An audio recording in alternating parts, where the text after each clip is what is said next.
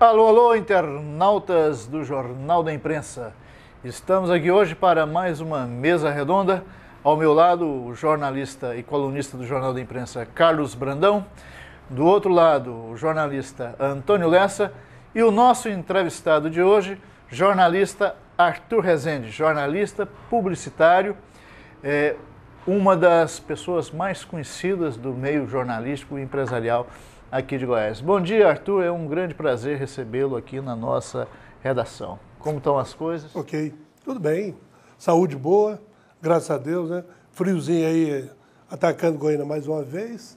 A voz não está nessas coisas não, mas a imagem está mais ou menos, né? O som não está muito bom não. É um prazer estar aqui com vocês. Bom, Arthur, fale um pouco da sua vida, do seu início de carreira, um pouco de você, de onde você é. Vamos começar então lá por Orizona, né? Certo. Nós, Orizona, minha família morava lá, meu pai Arthur Rezende, minha mãe Bem-vinda dos Santos Ferreira Rezende, professora, meu pai alfaiate, e a família se constituiu e aos 8 anos de idade, já em 1951 para 52, a gente se mudou para Goiânia. Num caminhão Chevrolet, uma mudança naquela época, estrada de chão, e saímos de madrugada e chegamos aqui no período da tarde para você ver a dificuldade e a importância que um governador como Íris Rezende Machado teve, que nós sentimos na pele. E, posteriormente, atualmente, você vai a Orizona em 1 hora e pouco de viagem, né? Graças à pista asfaltada, à estrada asfaltada, tanto, até Catalão ou mais, não sei. Mas Orizona, que a gente fala zona ou região da estrada de ferro, então era muito difícil naquela época. E hoje você vai com facilidade. Então, a gente está em Goiânia desde comecinho da década de 1950 e minha vida sempre foi estudante, né, desde então. Fiz colegial, ginasial, colegial, depois fiz faculdade de Direito e me enveredei por comunicação. Publicidade, primeiro rádio, né, na querida Rádio Difusora, onde o Lessa foi testemunha, e depois algumas outras emissoras, como a Rádio Brasil Central, a Anhanguera e a Independência, que hoje não existe mais. E a Rádio Clube também, que também é extinta, mas e na Anhanguera, onde finalizei essa etapa. Bom, você começou no rádio, mas me parece que dirigindo a sua atuação mais para o lado de música, essa Exatamente. coisa, né? Explica melhor isso pra gente aí. A gente tinha uma programação, era os disc jockeys da época, né? Você era disc jockey? Isso. E alguns programas na Rádio Difusora, mas tem uma coisa assim, até curiosa, que se der tempo eu posso contar porque foi o início. Quem me apresentava no primeiro programa que eu fiz na Rádio Difusora era o programa Porta-Voz Estudantil, que era de notícias sobre o movimento estudantil. Quem apresentava comigo era o ex-deputado Genésio de Barros. E quem apresentava o nosso programa com a gente era o Jorge Abrão, irmão do nosso conceituado Jackson Abrão. Ele era chamado de a voz das oposições. Vozeirão. Era o Cid Moreira da época. E o Jorge Abrão que nos apresentava, o Genésio de Barros e o Arthur Rezende, no programa Porta-Voz Estudantil. Aí eu tomei gosto pela coisa, era uma vez por semana, era os domingos. E a gente dava notícias colegiais, né? Notícias dos estudantes, daquela disputa, da política estudantil. E, posteriormente, tomando gosto pela coisa, eu resolvi fazer um programa na Rádio Difusora, que se chamou Ritmos de Tio Sam.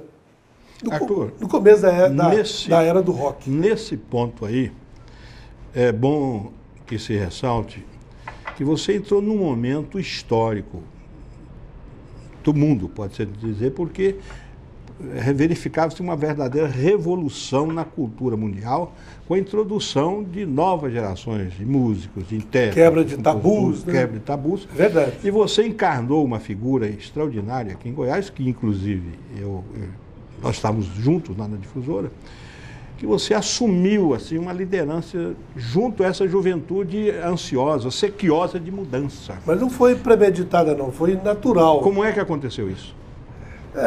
Bom, eu era muito jovem, né? Quer dizer, eu era mais jovem. E o interesse pela música, pelo rock, a geração Elvis Presley, né? E, bolas, de repente eu estava me chamando de líder, não sei do que, mas eu conduzi esse programa e já em 1961, no início da nova programação da Rádio Brasil Central, o Antônio Porto e o Luiz Rótoli e o Taufik Seba me convidaram para fazer um programa na nova programação da RBC, que naquela época, era uma emissora que falava para o mundo. Era uma coisa fantástica. E lá eu lancei um programa, já bem na linha do rock, A Juventude Comanda, que foi durante 10 anos, ficou no ar durante 10 anos. E teve uma fase que, já em 1964, esse programa, a gente também, ao vivo, na TV Anhanguera, a gente apresentou ele durante 5 anos. Foram 10 anos em rádio e 5 anos na televisão. Aliás, deixa eu te interromper um minuto aqui para dar um testemunho. Eu era garoto ainda, assistia a um desses Juventude Comanda, e um desses programas mudou minha vida. Você mostrou lá, falou, vou mostrar para vocês aqui, vou apresentar aqui um conjunto novo que está surgindo aí, uns cabeludos e tal, os Beatles. Aí você botou lá Help. Eu nunca tinha ouvido um negócio desse, cara. Eu fiquei fascinado. Não, a primeira vez que eu vi os Beatles na minha vida foi nesse programa seu. Você botou o filme Help. Era um filme. Aliás, os Você ainda falou assim, né, os cabeludos. Eles foram pioneiros em tudo, né? E para a gente aqui, que não tinha internet, não era uma coisa via satélite como hoje, né? Que acontece nos Estados Unidos hoje, você fica sabendo instantaneamente aqui. Demorava-se um tempo para as coisas chegarem. Então, de Londres... Como é que o filme daquele foi parar na sua mão? De Londres, então, aquela pegada, aquela jogada foi uma coisa fantástica. Um amigo meu que trabalhava numa empresa de cinema recebeu, era como se fosse um documentário. Era o Jornal da Tela. Era como se fosse um documentário. E aquilo lá foi assim, o embrião, quer dizer, o início dos clipes de hoje, né? Hoje os artistas lançam a música com um clipe. E naquela época, os Beatles, né, eram rapazes cabeludos de Liverpool, lançavam as suas músicas com umas historietas. Fizeram alguns filmes também. E Help foi a música apresentada. Foi a primeira vez que eu vi também. E como não tinha nem disco nas lojas ainda, eu procurei, ainda não tinha disco. Eu tenho um testemunho. Demorava muito para chegar os discos. Eu quero dar um testemunho aqui com relação ao Arthur. A influência do Arthur junto à juventude goianiense, a partir da Campininha, era tão grande que passou-se a disseminar por toda a cidade o que nós chamávamos na época de soirée, né, dançante, aos domingos. E os grupos de jovens pegavam as suas eletrolinhas e levavam esses discos, essas músicas todas, para fazer nas garagens, nas calçadas, você lembra disso, né? Essa festa da juventude. Nas salas de visita das casas. Na sala de visita. Mas você ia falar... E a bebida era ponche. Você lembra disso? Cuba Libre. Hi-Fi. Ou Cuba Libre ou Hi-Fi. Mas você ia falando aí do filme, como é que você conseguiu...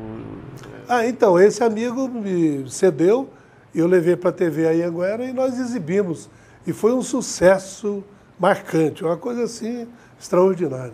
Arthur, mas quem te levou para a rádio? Quem te levou para a comunicação? Quem que te encaminhou nisso? Como é que você foi parar nisso? O Brandão, como eu falei, eu era líder e não sabia do quê. Como o Lessa disse, ninguém me levou, não. Eu fuçando, querendo, escutava a rádio e fui picado pela música azul. Isso aí acontece na política, né? Mas no rádio, de repente, eu estava lá na Rádio Difusora, querendo falar, querendo... E as primeiras vezes que eu entrei para falar, rapaz, mas era uma emoção assim, era uma coisa que fervilhava, era uma coisa vulcânica, e a gente tremia as pernas, ficava sem voz, entendeu? E eu era muito tímido, né? Continuo tímido, meu signo é peixes, pisciano é muito tímido. Somos dois? Mas, mas se não fosse, o governador Marconi Perillo também é pisciano, e ele acha que se não fosse a política, ele seria muito tímido. Eu, se não fosse a comunicação, eu seria bicho do mato, eu acho. Mas essa sua timidez não ficou revelada naquele show que um grupo de jovens, e você à frente, e eu participei desse grupo, eu, Raulino Naves, e vários outros, em que você fez uma apresentação extraordinária do seu A Juventude Comanda, inclusive com aquelas músicas de Alfredo, todo mundo Cine Campinas. Não, era Ritmos do Tio Sam. Ritmos do Era Tio da Sam. Rádio Difusora ainda, né? Naquela época, no Cine Campinas, que Daquele você show, comandou aquele show. Bom, aquilo lá foi assim, a gente levou alguns grupos que se apresentavam, né? Fazia dublagem. E dessa época de dublagem eu me lembro do Ciron Franco, do Vander Arantes, o Edivar Rezende, meu irmão, e vários outros. E eu que me meti naquele dia a fazer uma dublagem nunca mais. Foi a última. Naquela época, era mais dublagem. Não, era só dublagem. Dos grupos americanos e ingleses, né? Que o pessoal fazia aquelas micagens. Era um mico terrível. Posteriormente, na TV Anhanguera, já com o programa, aí iniciamos com dublagem e depois foram aparecendo os grupos, os artistas individuais, como Vladimir Araújo, que cantava as músicas do Roberto Carlos, como Willy José, que cantava também muito bem, aí Ângelo Máximo cantava músicas italianas, Odair José, tantos outros, e os grupos musicais, como os Zambis. Para vocês que não sabem, os Zambis, quem participava? Hoje, pessoas muito conhecidas e bem-sucedidas, né? O Júnior Câmara, por exemplo, que é presidente da organização GM Câmara, era o contrabaixista. Luiz Fernando Rocha Lima, diretor de jornalismo da organização GM Câmara, era baterista. E um bom baterista, hein? E aí vinha o Cezinha Canedo. Gordo, não, Cezinha Gordo, que era guitarrista, o Gulliver Leão, diretor também da organização GM Câmara, guitarrista, vocal, e Renato Castelo, que dirigiu durante muito tempo também lá, participou muito tempo lá do Jornal de Brasília, né? Ele mudou para Brasília e tal, como o Antônio Siqueira, que a gente chama de Banana, hoje é psiquiatra, mora também em Brasília. Então, esses os integrantes dos Zambis, que era um dos grupos. Mas tinha também outros grupos, como o Esquema 5, que era o Cezinha Canedo, o Mazinho, né, vocal, Dionísio. guitarrista, o Lorimar Dionísio, o Alberto, o Mazinho, o Cidinho Romão, já falecido, o Rodolfo, que era o baterista, e o Cezinha Canedo. Então esse era o Esquema 5. Eram os dois grupos mais importantes, não era? Esquema 5 e Zambis. Rivalizavam muito, inclusive, porque os Zambis faziam as músicas em português, né? As músicas do Renato e Blue Caps, que eram as traduções, e normalmente os Esquema 5 fazia em inglês a música dos Beatles. Nós vamos fechar este bloco e voltamos em seguida no próximo bloco.